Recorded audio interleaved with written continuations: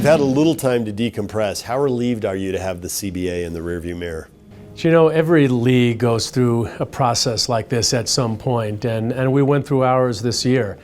A very difficult process to go through with our players, but one where we listened. I think they heard some of the concerns that ownership had, and over a very concentrated period of time, we were able to reach an agreement that's good for players, good for MLS ownership. I think allows us to build on some of the momentum that we had in the offseason and kick off our 20th season with a very positive note.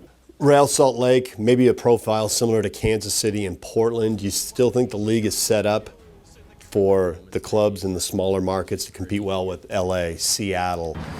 In the West, those two seem to just be there year after year, and as guys go, they just reload. They don't even rebuild.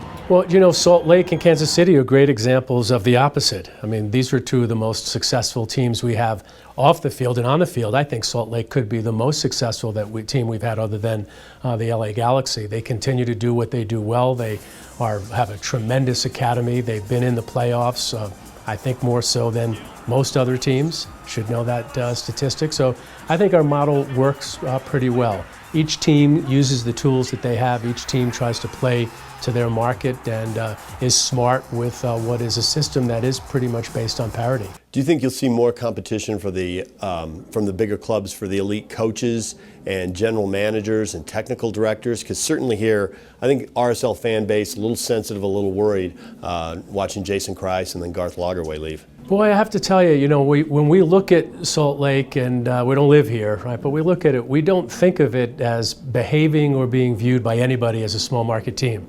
I think there are a handful of teams, or a team in New York that hasn't had the success on the field that this team has had, and there's a big team in Chicago that hasn't had that success, and a big team in Dallas that hasn't had that success. So I can't imagine why anyone here would be insecure about being a fan of this club or being an employee of this club or being a technical director of this club. Ownership and management are going to make the decisions that are right for them, and so far they've been making some pretty good decisions. Purchase your 2015 season tickets today at RealSaltLake.com.